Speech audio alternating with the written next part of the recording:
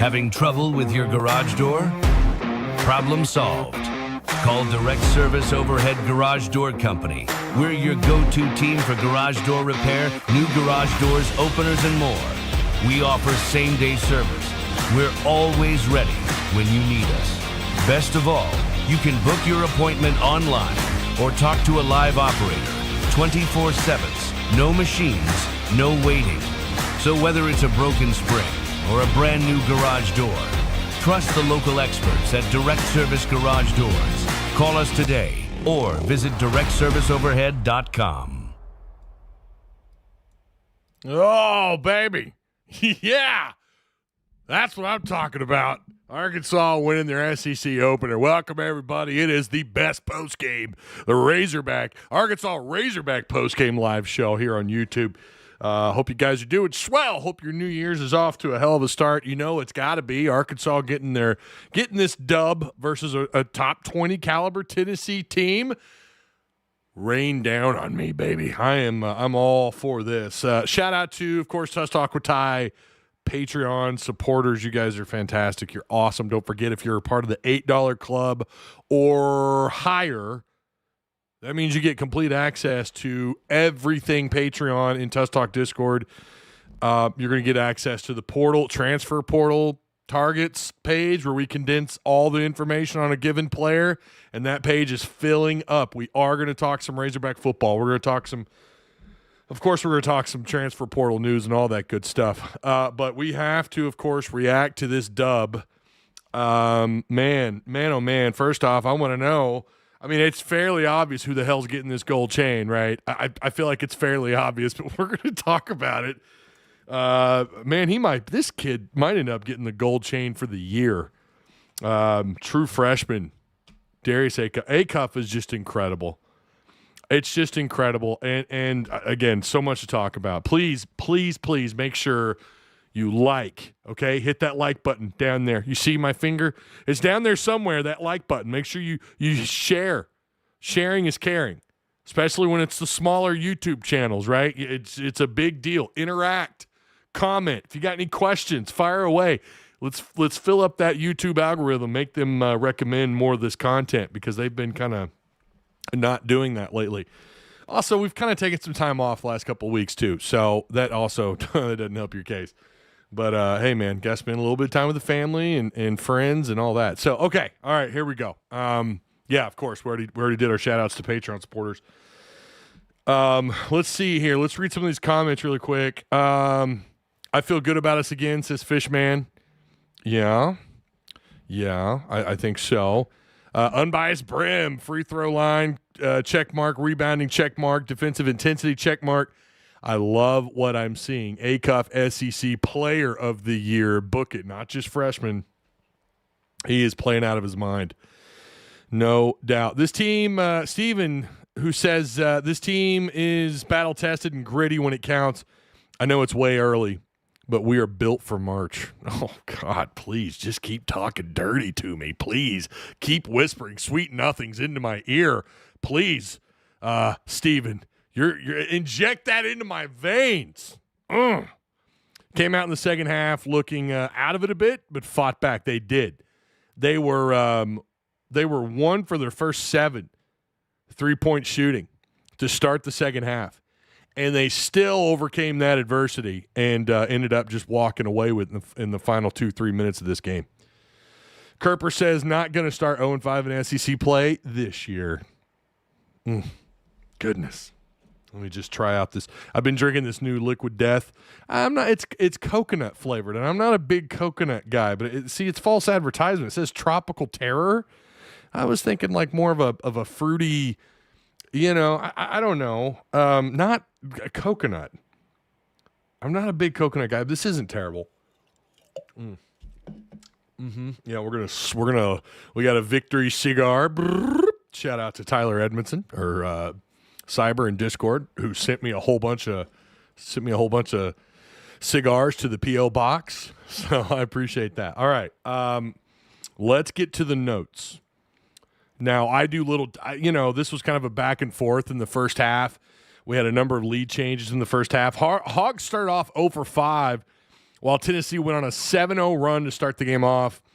Out of a Cal timeout, Acuff decided to just go off. Obviously, Cal did some talking to these fellas. Said, "Yeah, let's just let Acuff do his thing." Acuff went off, scoring the Hogs' first 7 points. Brazil had a beautiful cleanup dunk to add to the Hogs' 9-0 run to respond to the 7-0 run by Tennessee. Arkansas also started off the first 10 minutes with 3 offensive boards when Tennessee had 0. I don't know that that's happened to them all year.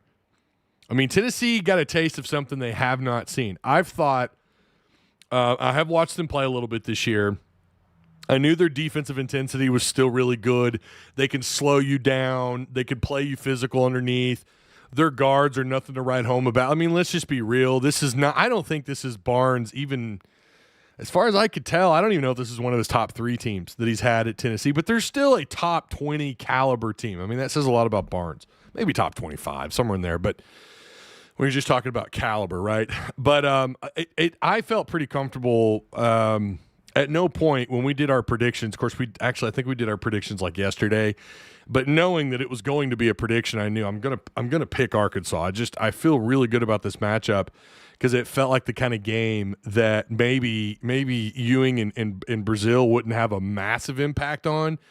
But Arkansas's guards they're just so good on both ends of the floor. And Acuff is going to be Acuff. And it felt like, you know what, this is going to be a home game this is going to be a lit crowd at Bud Walton, and it was, and it showed. I think Tennessee was a little shook. I mean, you saw them at the free throw line there. And then, I already noted the start of the second half. Hogs started off 1 for 7 outside. Okay, this is a team, Arkansas, 3-point shooting percentage, really good. Maybe one of the best they've had in a long time.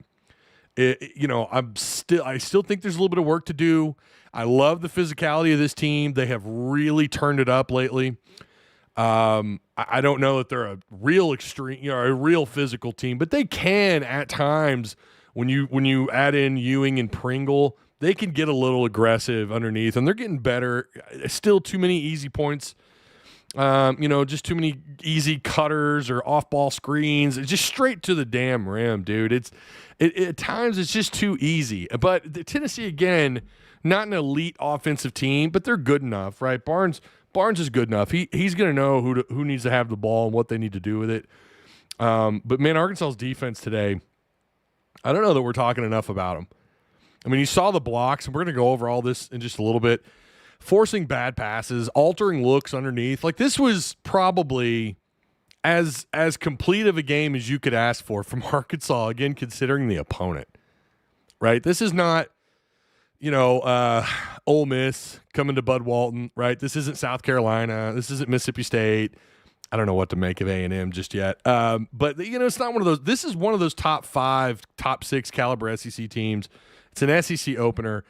And in Arkansas, this was just as well-balanced of a game as you could ask for. Yeah, there were some mental errors. There were, again, some easy looks right to the bucket, but that's going to happen even against some of the best defensive teams in the country. Arkansas, to me, one of the most impressive things is and Houston's really only been maybe, I wouldn't even say Duke, because Arkansas led both first and second half by as many as 7-8 points against Duke. You kind of felt like they had a chance. Houston's really been the only game where you felt like as soon as they got up by double digits, they just were not going to fight back. But Arkansas can fight back when they're down, when they're giving up an 8-0 run, which is not super common. When they're giving up an 8-0, 7-0, 8-0, 9-0 run, they have what we used to call when Muss was here, spurt ability. You guys remember that, right? We've brought that up since. They have that. They could score, and it's usually led by Acuff. Or, believe it or not, Brazil with those cleanup dunks are knocking them down from outside, stretching the floor, opening up lanes. And it just opens everything up. So we saw them, again, Acuff was benched for a while there in the second half, I think to catch his breath. I mean, the whole game was on his shoulders, on both ends of the floor. And even when he wasn't on the floor, they were able to get to the free throw line. I think they got to the line 4 times while he while he rested. So they one way or another, they managed, and that just shows you Cal coaching. That's 110% Cal coaching. That's him saying, okay, well, let's do this. Let's just try and draw some light contact fouls. Let's see if we can get to the line. Let's see how these officials are going to do this. And they found out, and they kept doing it. And so they found a way to get points, whether it was Malik Ewan. I think Thomas maybe had an opportunity there. I'll tell you another thing, too, that was a big swing for Arkansas was that foul on Malik from the outside to turn a 4-point play. What a momentum shifter. It wasn't really a momentum shifter because it's not like Tennessee had a huge – like at that point it was still kind of a, close game. But it drove all the momentum and all the energy to Arkansas, to the bench, to the fans, to the guys on the floor. It was such a huge play. Ewing had an impact on this game. And, again, we're going to go down the stat sheet. And sometimes what Ewing does isn't even on the stat sheet. He's going up and trying to get boards. His positioning at times, you catch him out of space around the rim, and then he gets beat for the rebound. But and I saw that a couple times today. But overall, I just thought he had a great impact. The one thing he's got to do better, though, if he's going to do that, he's got to learn. Like, I don't know how many times he'll get a rebound and then immediately turn the ball over. I think he does that once or twice every game. It's like, dude, come on, man. Let's make it clean, huh? Let's make it clean. Let's get the board and turn them into buckets, right? Yeah, so Arkansas, of course, with that nice A-cuff play towards the end of the first half, they took the lead back, and they went into half with a 1-point lead. It was a thing of beauty. It was so great. You know what's even better about today, too, by the way? Alabama beating Kentucky. And I will admit, I thought Bama was going to beat them by 20-plus points. Kentucky kind of fought back, made it a decent game. But Alabama was running into their own issues with injuries, and they controlled most of that game that I saw. Yeah, Arkansas gets a win versus a top 5, top 6 SEC caliber team, a most likely tournament team. Don't know about seeding, obviously. We're way far away from talking about seeding. But Tennessee's, I think we can all agree, they're at least a tournament caliber team, and they are a ranked SEC team, and Arkansas gets the dub. And, yeah, it was at home. Kentucky had to travel. Fair enough, okay? But it's still so nice. It's so nice to start off 1-0, isn't it, in conference play, while Kentucky's holding on to the L. Tell me that doesn't get you just excited, huh? I'm talking bing, bing. That's what I'm talking about. All right, we got some super chats, or do we have one? Let me take a look here. Robert Bradford became a Tusk Talk with Ty member. Hey, I appreciate that, man. Thank you so much for joining. I'm going to be real. We don't make much membership content here, but I do appreciate the support. All the extra content goes to Tusk Talk with Ty Patreon. These audio logs, you guys, the Patreon supporters that are listening to those are loving them. I'm getting some really good feedback on these audio logs. I'm going to try and get one recorded either this weekend or sometime. Of course, I'm going to get one out next week. It's a big week with the transfer portal opening up on Friday, technically Thursday night. But and then Robert Bradford hits us up with a $10 super chat. Acuff was balling like crazy. Matching the Tennessee bigs and rebounding was humongous, he says. It was great. I cannot agree more. It was Acuff. I mean, let's just be real, man. I mean, I don't know how far this team goes without Acuff. I just don't know. I mean, I know Leak has shown promise, but he's an entirely different kind of baller. He's an entirely different kind of player. We know he's got that corner pocket three in his utility belt. We know he can do that. I don't know that he impacts the game quite like Acuff, right? Without Acuff, I just don't know how far this team goes without him. I mean, I would still put them in as a tournament team, but I think it's right now, as far as I can tell, it's a drop off. It's a drop. I mean, you're talking about at the very least the SEC Freshman of the Year right now. I mean, at the very least, that's what we're talking about. That's just how big of an impact he's had. Brazil's play has been very nice lately, other than the fact he's kind of struggled from outside. But he's still a north of 40% shooter outside, too. He did not do well today, though. Arizona Tim, what's going on, man? Hey, Ty, would it be ridiculous to call Acuff the best freshman ever at Arkansas? God, that's the conversation being had right now. Where would you put who is the best freshman Arkansas has ever had? My day, it would be Corliss. All right? Later on, when I'm in high school, it's Joe Johnson. Joe Johnson, what a hell of a player, right? Plays 1 year, drafted by the Celtics. I don't know, man. Acuff is just so good. First team SEC, says James 870. Yeah, I think you're right, James.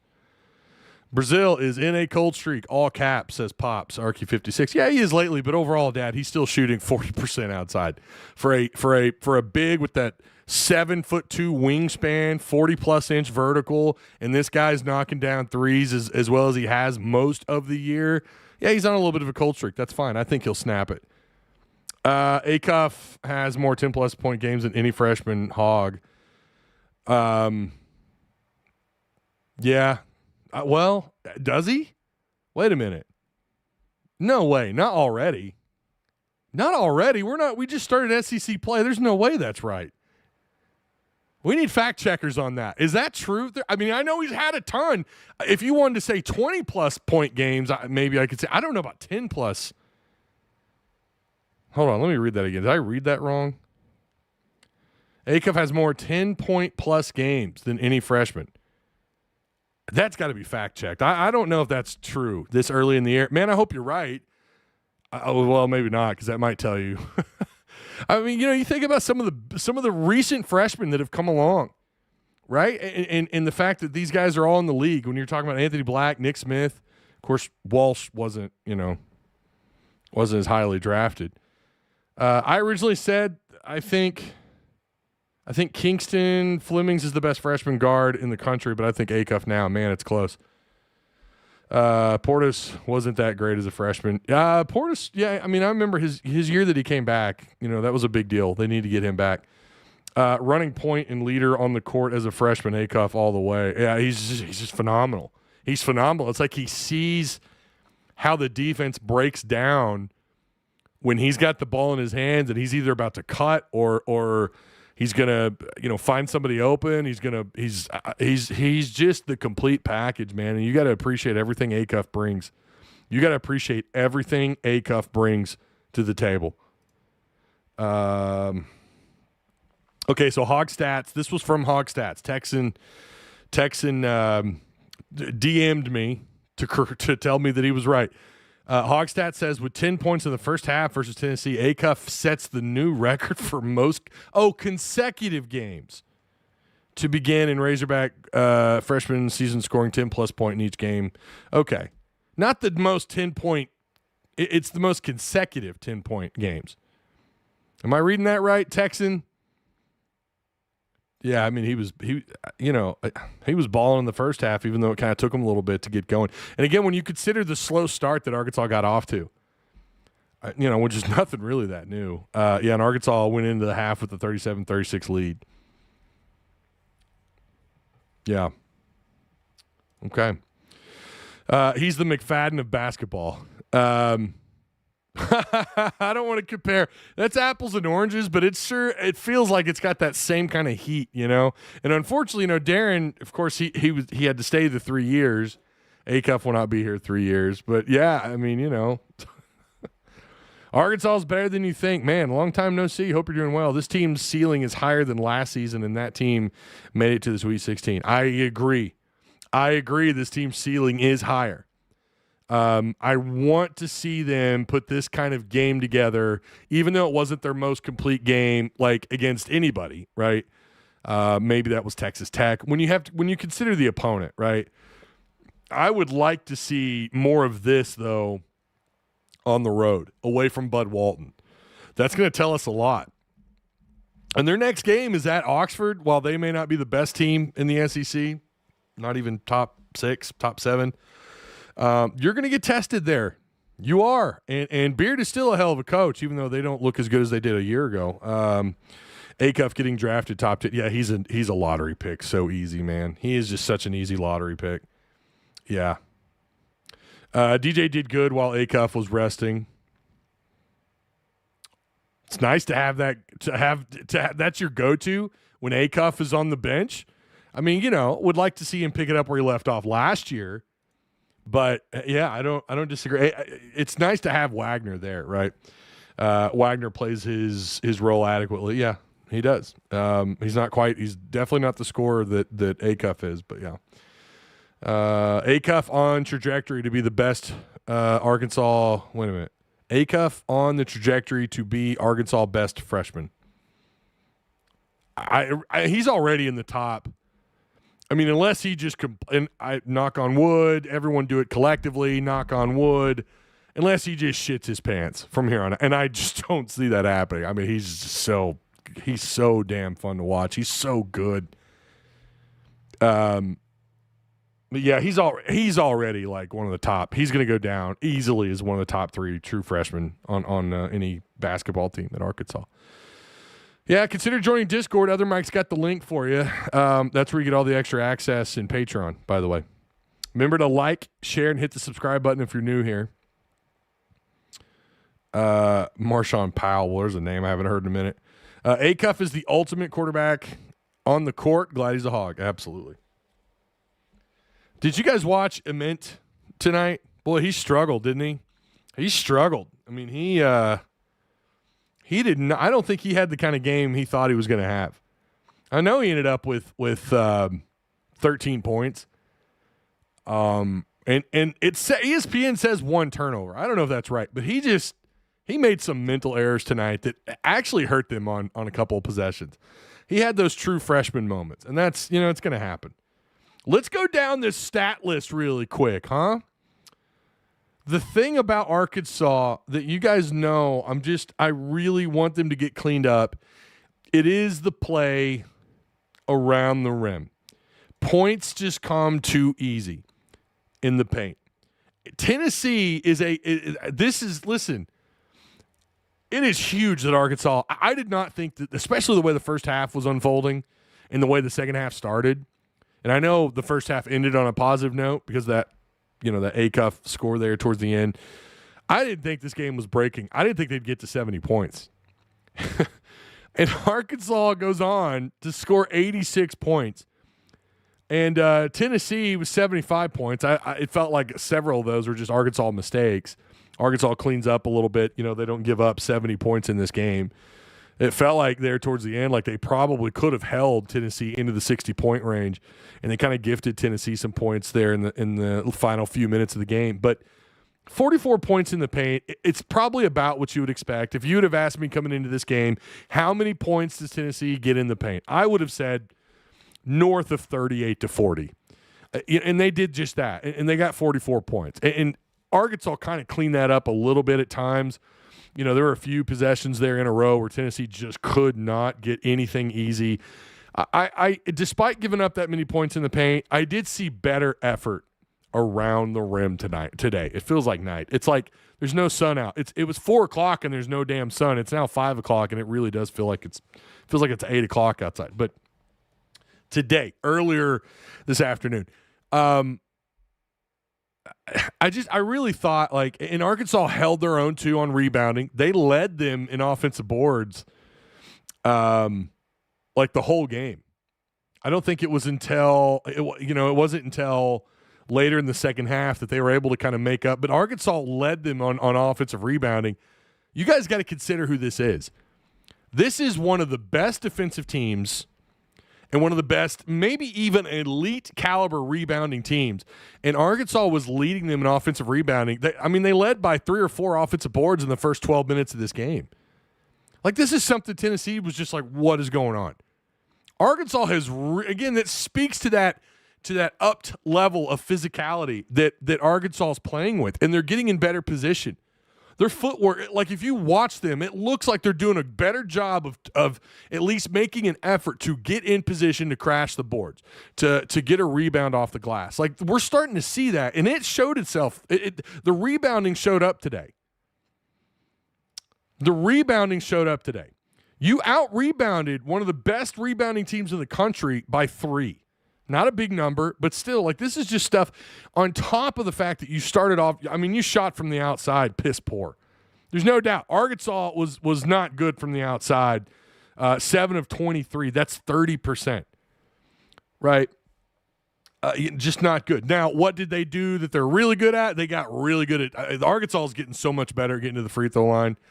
33 attempts. Arkansas made 29 of 33. Yeah, that's a winning combination. Shooting north of 40% from the floor, that's a winning combination.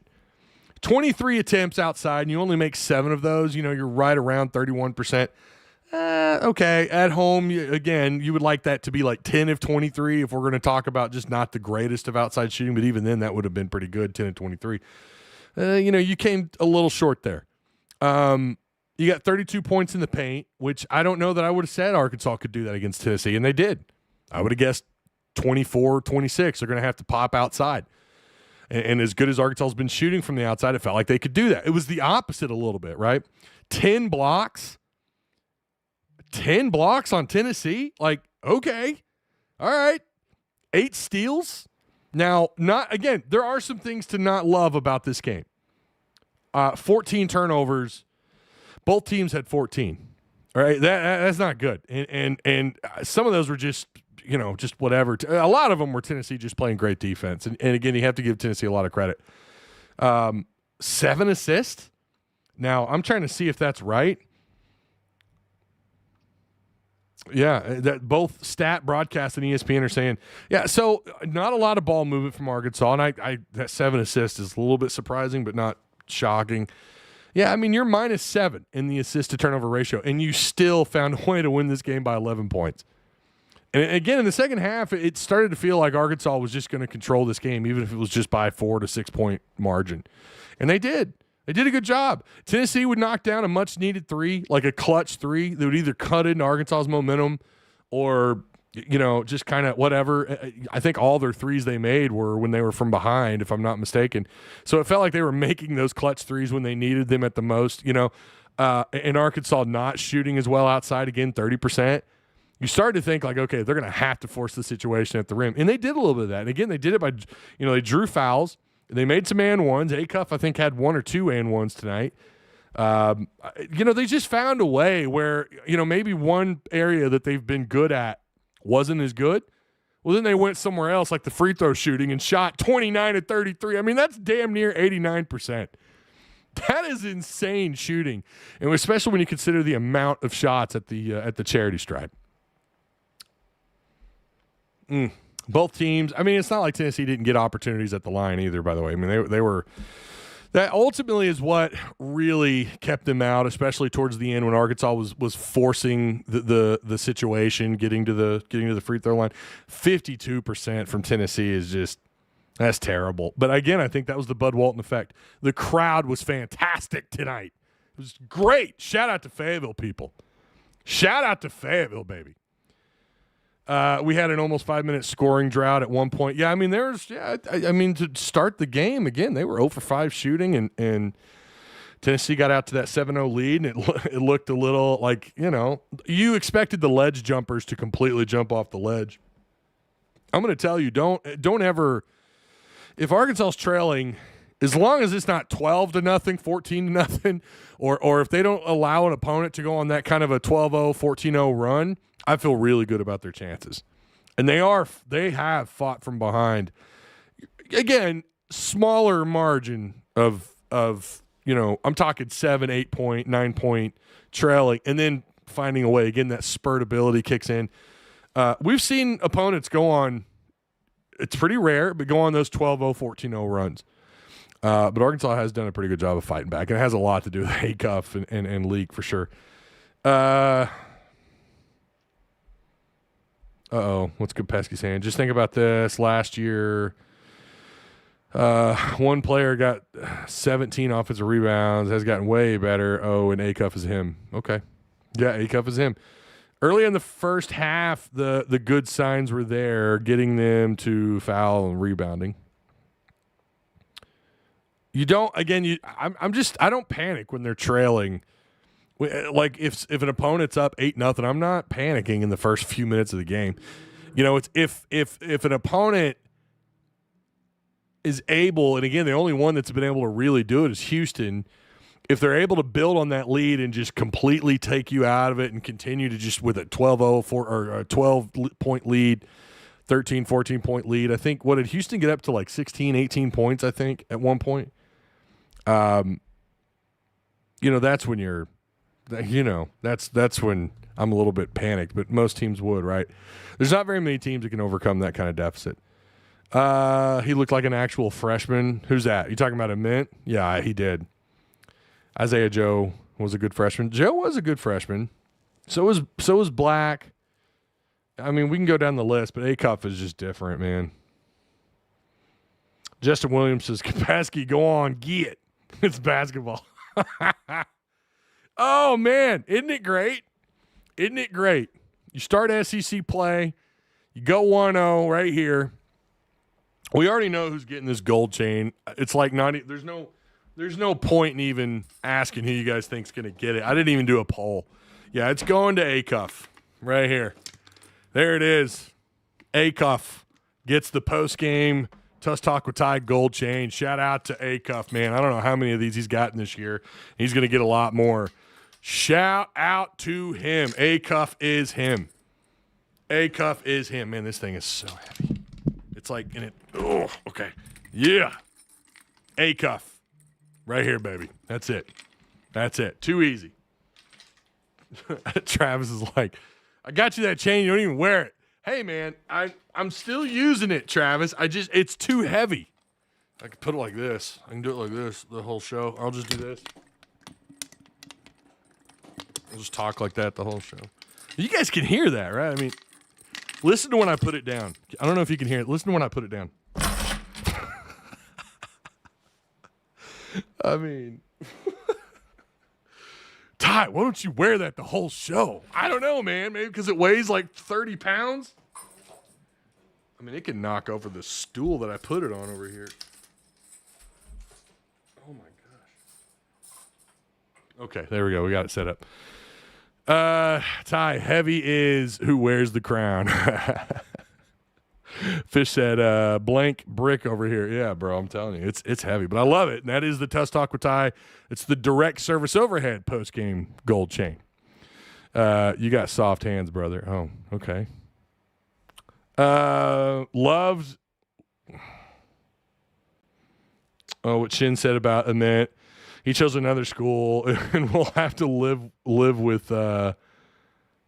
pain on that decision. Tennessee's not a bad school. I mean, you know, they're a tournament caliber team that is capable of going on a run. Arkansas is just better. Arkansas is better. No matter what Judd says in Discord, when Tennessee had the lead by a few points, of course Judd is calling for, saying Tennessee's a better team. No, they're not. I think again, Arkansas on a neutral floor would beat Tennessee. Now at Tennessee, that's a different conversation. Anyone still here? Josh, maybe you need to refresh your page, brother. Chat's doing good. Good win today. Let's get locked in on Ole Miss. Go Hogs. One game at a time. Yep, got to go to Oxford next.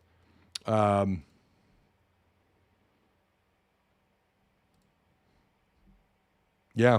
So, to wrap up the Arkansas-Tennessee postgame, and we're going to get into the portal talk here in just a second. Arkansas football portal talk coming up, baby. I'm excited about that. We know, of course, Acuff getting the gold chain. Malik Ewan had himself a ball game, okay? 12 points, 6 boards. He was 8 of 8 at the free throw line. Given his recent shooting at the charity stripe, the fact that this dude turns around and goes 8 for 8 at the line, you got to love it, man. 50% from the floor, 12 points. He had 3 offensive boards, 4 blocks.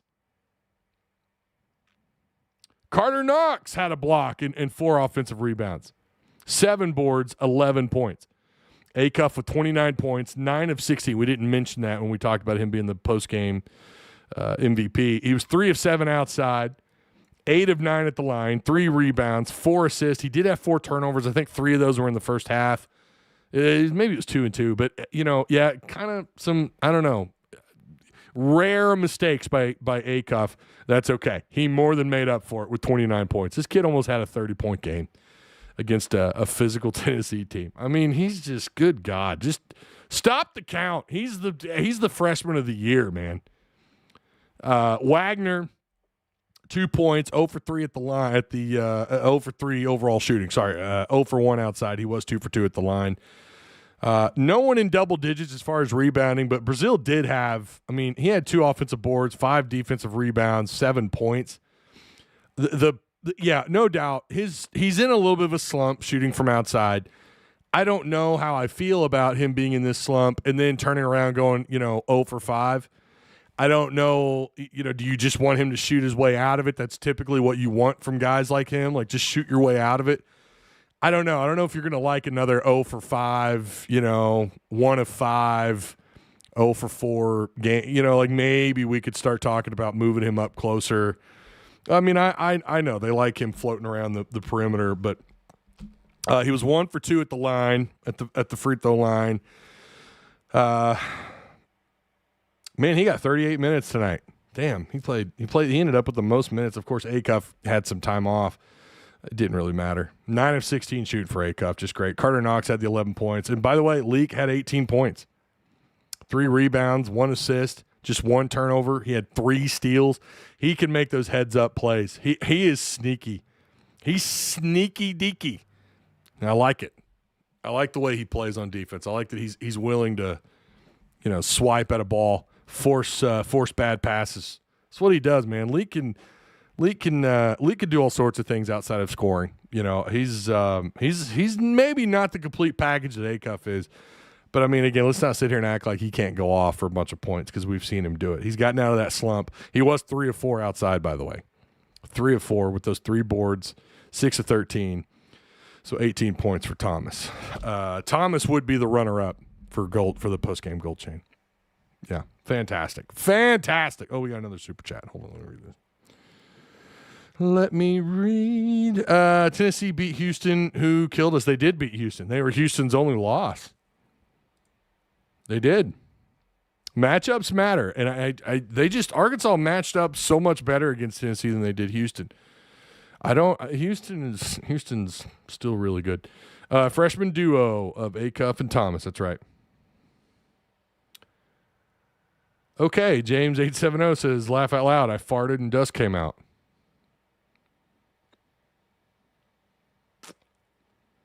Okay. All right. Okay. Well, anyways, let's move into the portal discussion.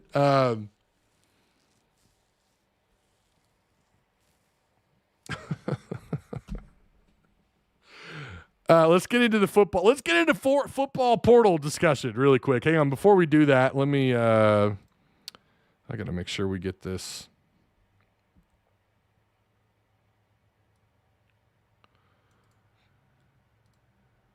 Hold on. I got to do something really quick. Hold on.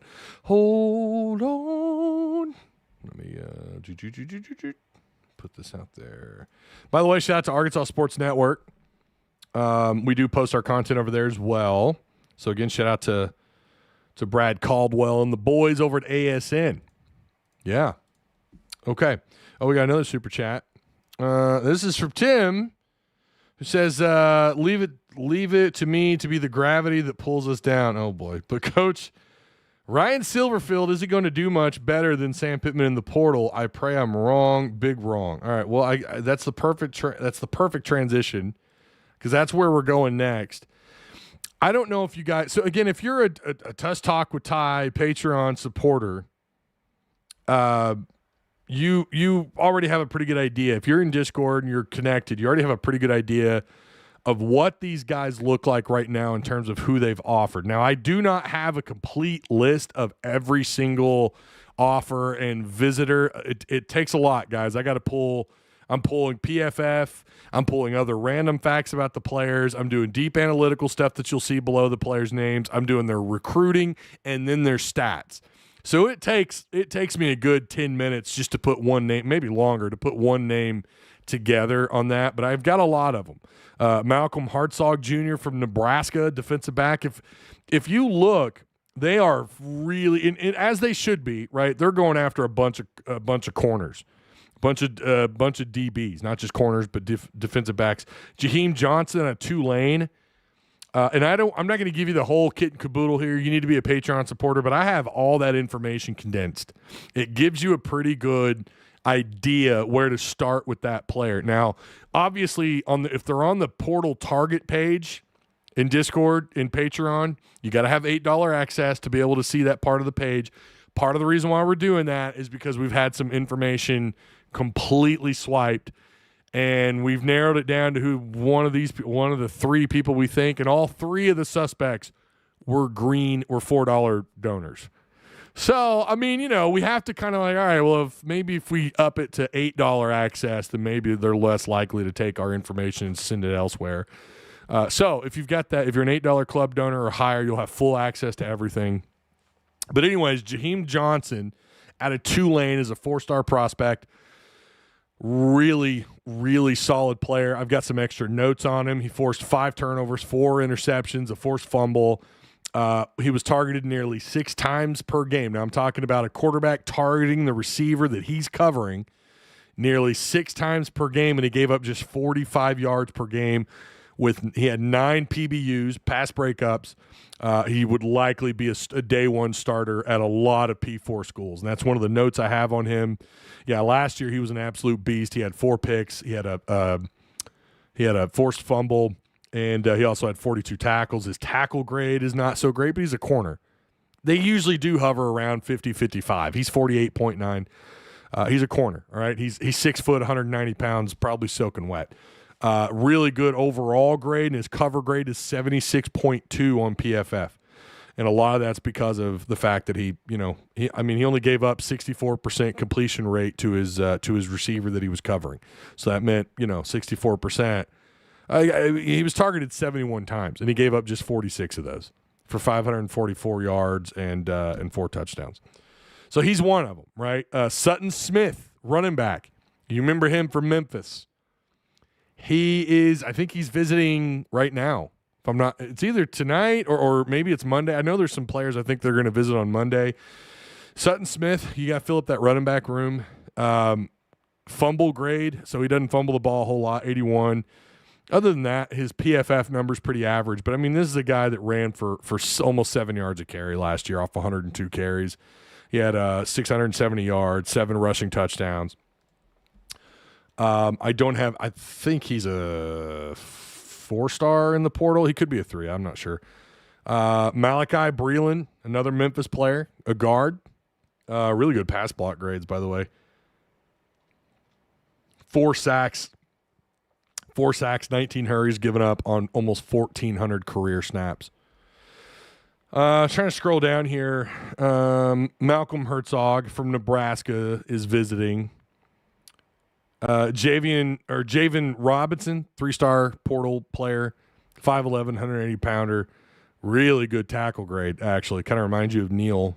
And a decent, all of his other grades are pretty decent. Shelton Lewis out of Clemson, 3-star corner. Well, in the portal, 3-star portal.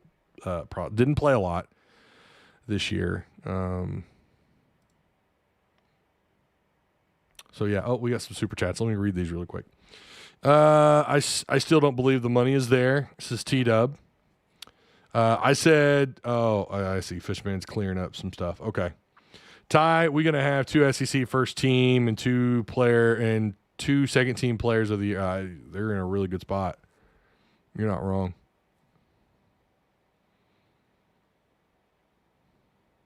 Arkansas is better than you think, says Arkansas is perfect. Arkansas's perfect spot right now is in that top 10 to 15 range. Good enough to beat other ranked teams right now, but just a little bit behind the top 10 team. I think that's a really good way of putting it when you're talking about the basketball team. Yeah, no, I think that's a really good way of putting it. They're not quite over that hump of, a team like, a team like Houston or Duke, or Michigan State, right? Just to mention a few. You got to travel. You got to travel to Florida later on. I mean, you've got some really tough games in the SEC left, right? Arkansas is better than you think, says KJ Jackson, ready to light it up. What I'm not seeing right now out of the portal, and correct me if I'm wrong, I'm not seeing a ton of like offensive, skill position guys outside of Sutton Smith. There are a couple of receivers, and I don't think I moved the receiver over yet, but there's a receiver.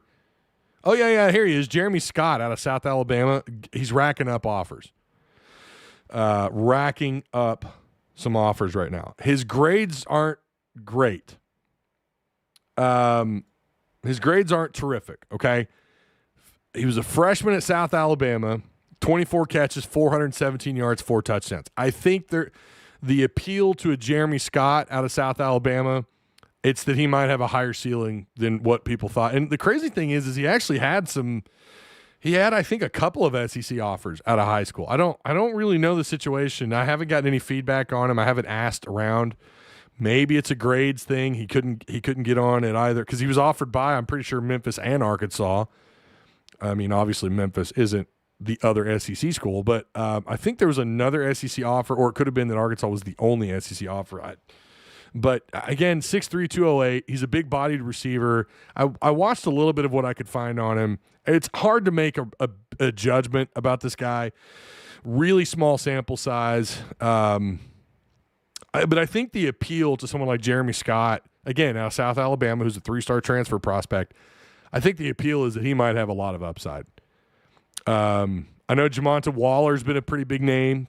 The 6 foot, 240-pound defender out of Auburn. Don't have enough on him, but he came out of high school, was considered like top 10 in his position. So Eric Fletcher out of Oklahoma State, corner. So, yeah, I'm not seeing, and it's also possible, like I said, I don't have the complete list filled out yet. Not a ton of offensive names in terms of guys that are actually visiting is what I should say. I should clear that up. I don't know what to make of where they're headed right now. It's possible they're waiting on some names. We know there's a hang-up at LSU. If you guys haven't heard, they're not letting these guys go. Lane Kiffin is not letting them. Kern had a tweet about it today. They're holding these guys up, and it's just so stupid that that's being allowed.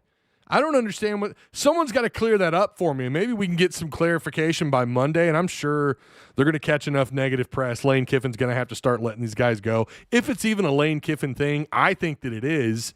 I could be wrong. You give me an inch, I'll take a mile when it comes to flinging mud at Lane Kiffin, but he's a bum, dude. Lane Kiffin is a bum. He's such a rat. He's such a rat bastard, man. If it's true that he's the reason why he's hanging those kids up, that pisses me off the more I think about it. He's just such a weasel, dude.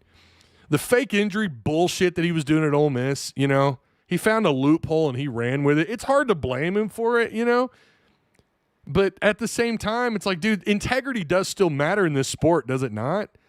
It wasn't until we had a rule change when that went away and we all forgot about it. He's such a rat, man. And if it's true, he's holding these guys up. I mean, I don't know how that's allowed. Maybe I'm wrong. Maybe it's not him. Maybe there's some more clarification out there about what's going on.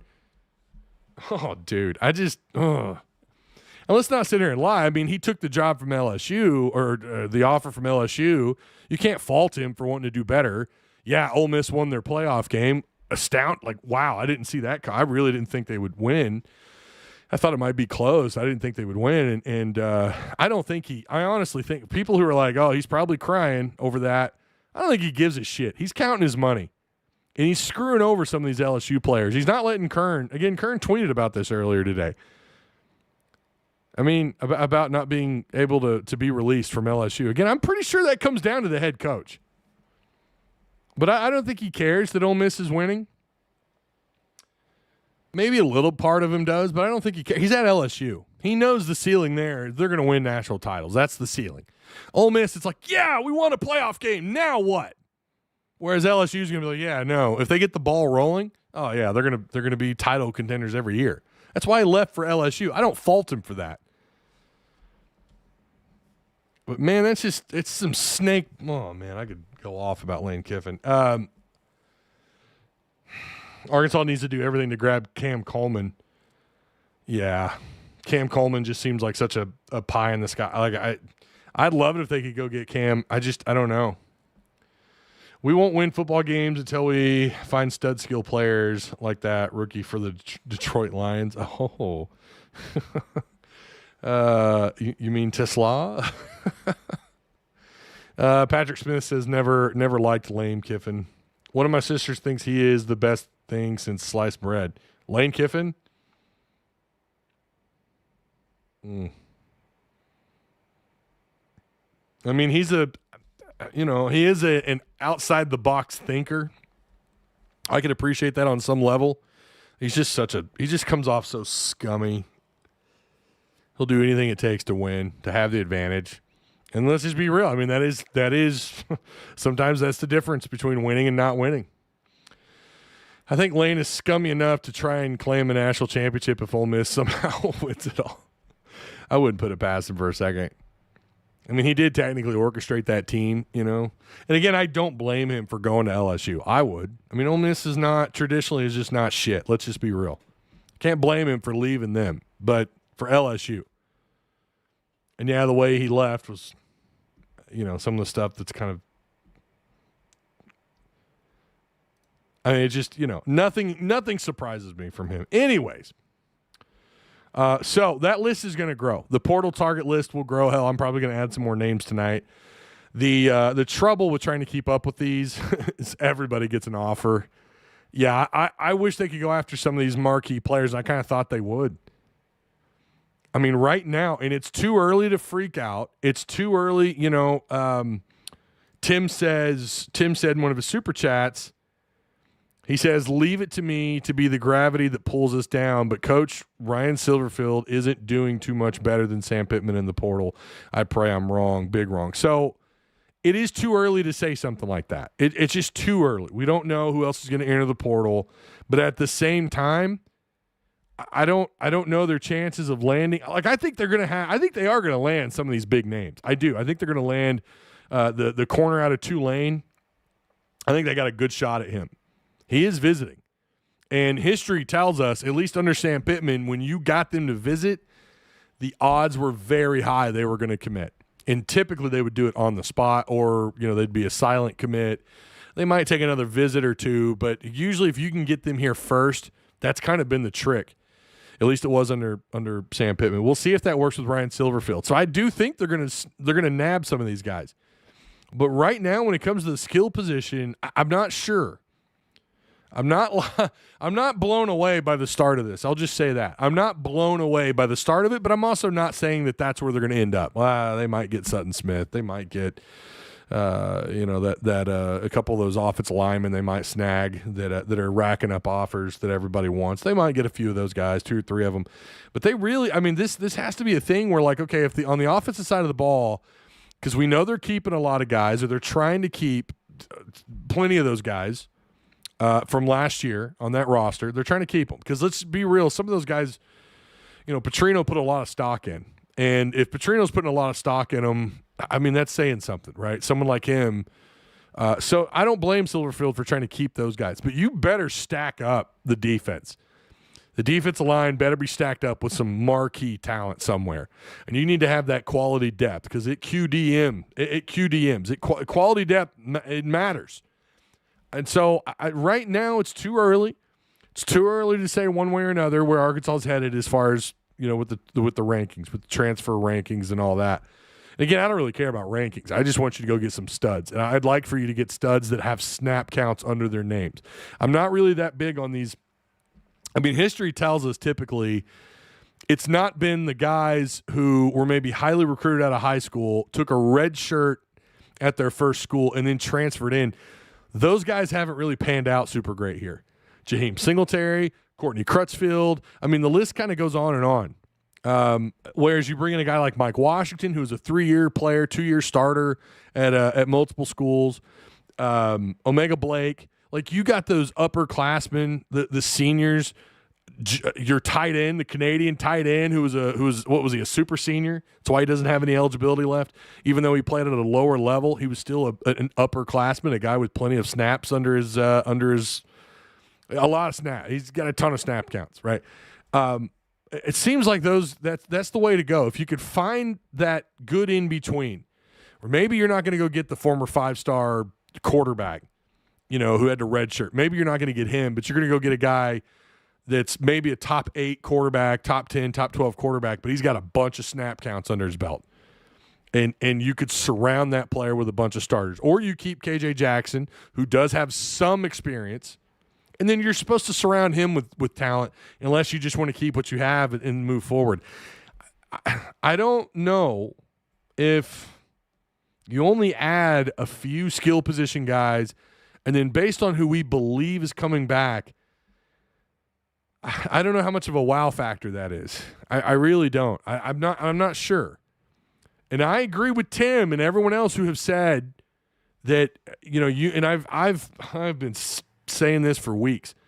My last live show, we covered this. The Silverfield era began on Friday. It really began just yesterday. And so it's way too early to panic. We don't even know. I mean, there's going to be so many more offers, so many more visitors, way too early to overreact.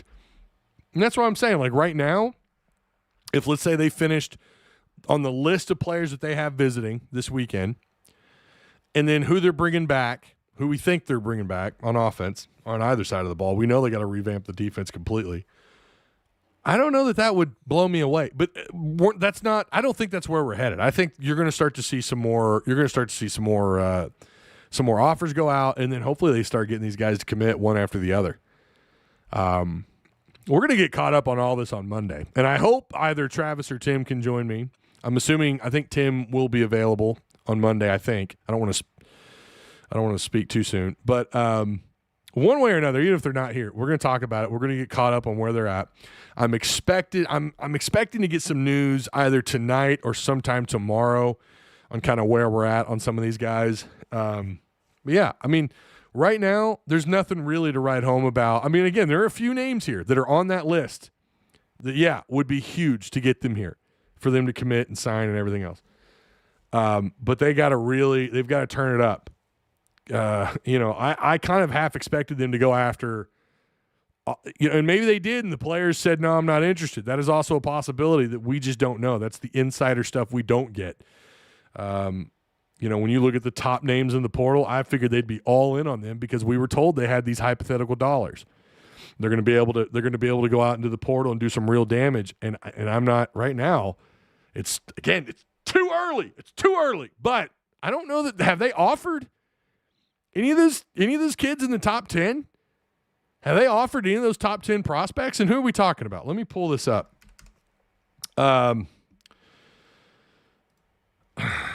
We're talking about guys like, the Arizona State quarterback, Sam Leavitt.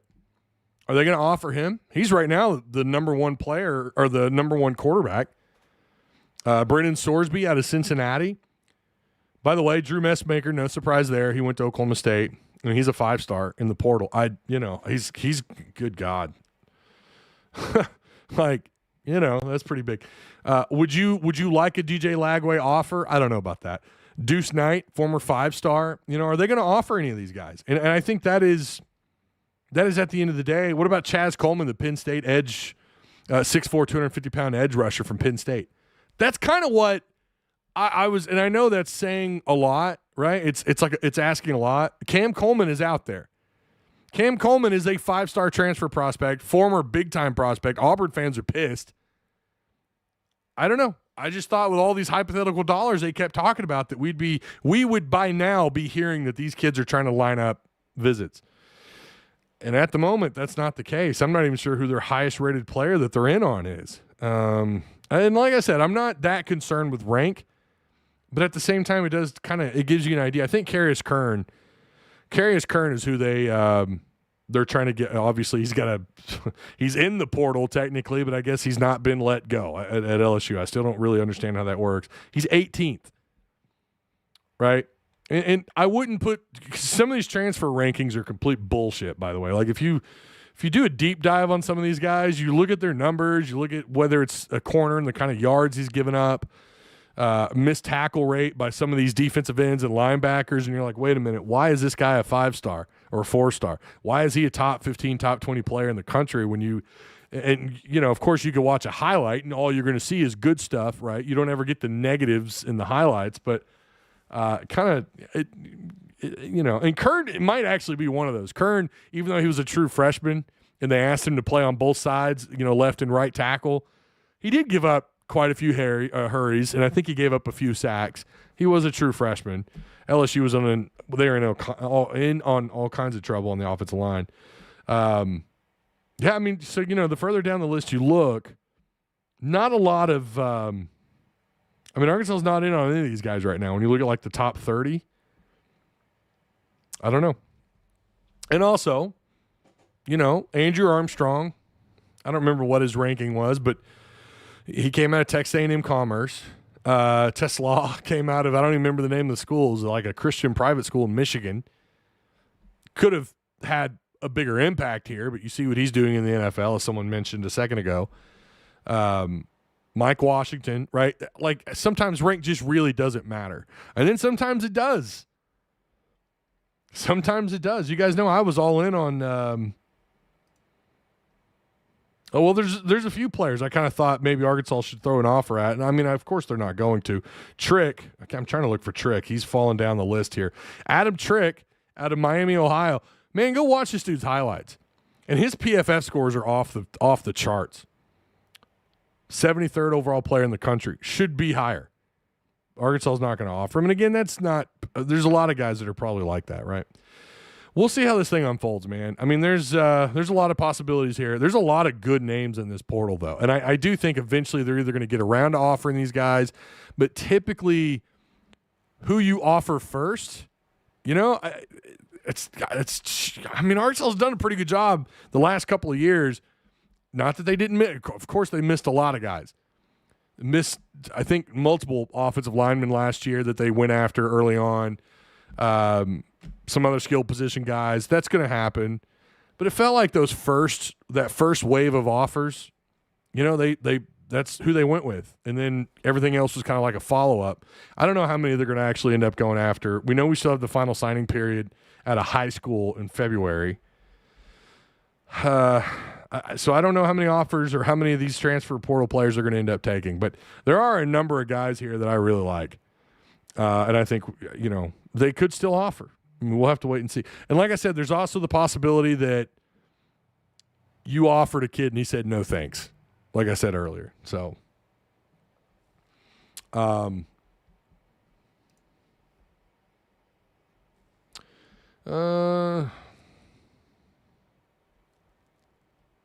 so Kern can't come. Well, no, Kicks, it doesn't mean that, no, not necessarily. He can once Kiffin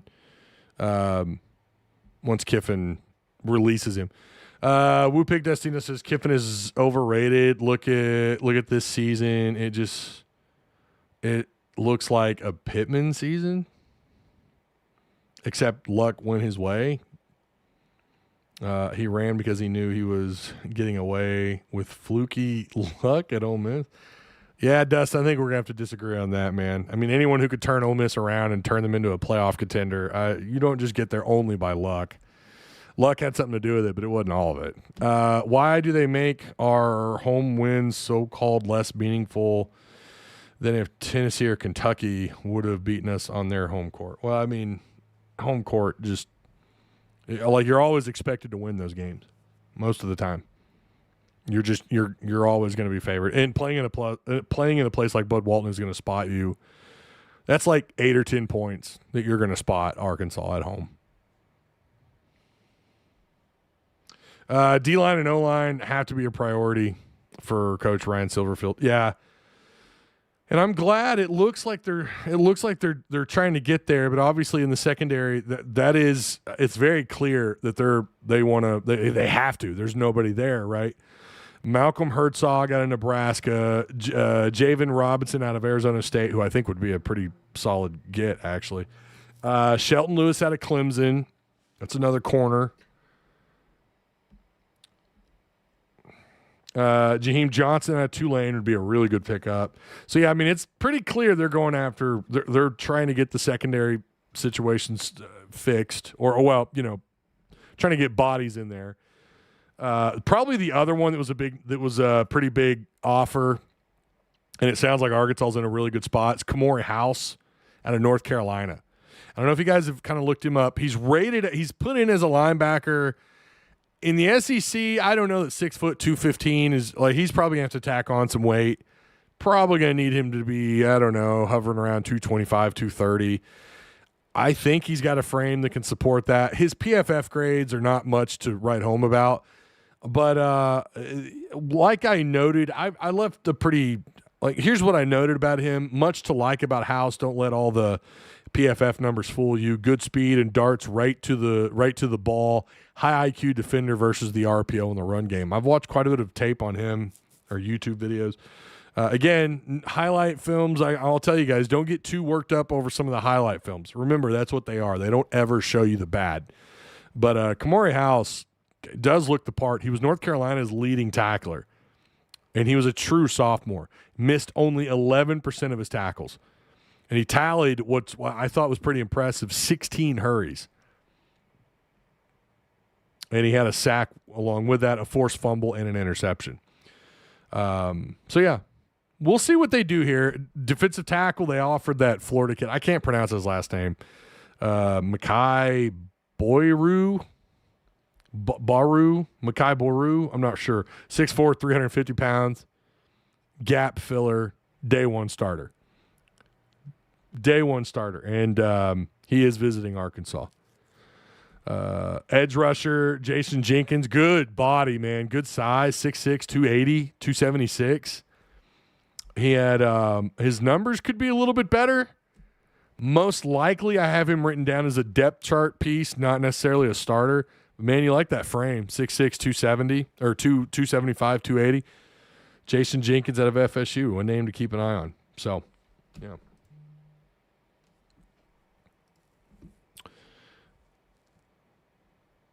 Okay. All right. Well, I no more questions or comments. So I do appreciate everyone for stopping by, and I think we'll end it here. Hopefully, you guys have a good rest of your weekend, and we'll get you all updated on Monday. Monday Night Lights, 6:30.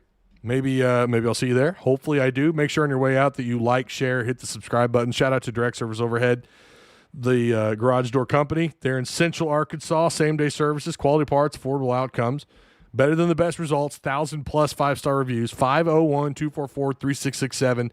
Again, that's Direct Service Overhead, the garage door company. They service most of Central Arkansas. So shout out to Travis Ford. Hopefully we can get Travis on the show next week. I know he's busy, but it'd be great to get him on. Like I said, I think we'll get Tim on at least once this next week. So we will we'll get everybody caught up on everything on Monday. Kind of see where we're at. Maybe they offer a few more some guys with more stars next to their name. For those of you that really care about that stuff. Again, I'm looking at snap counts and I'm looking at some of the deeper analytical stuff. But yeah, sometimes they back those stars up. You know, sometimes they're highly recruited.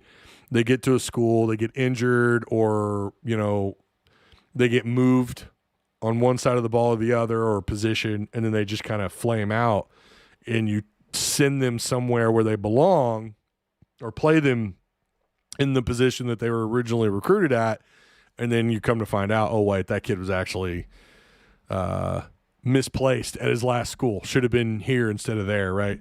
So that sort of stuff happens, and injuries, things like that. But so sometimes they can substantiate those stars, and you just get guys that get overlooked, like Mike Washington, right? Overlooked out of high school. Neal at corner, overlooked. Look at him. Could be, I don't think he will be, could be maybe an early second-round draft pick, somewhere in there. Good for him, right? Okay, that's it. I'll see you guys on Monday. Hopefully you have a good rest of your weekend. Good win for Arkansas, beating Tennessee. You got to love it. 1-0 in SEC play. That's what it's all about. I'll see you guys on Monday.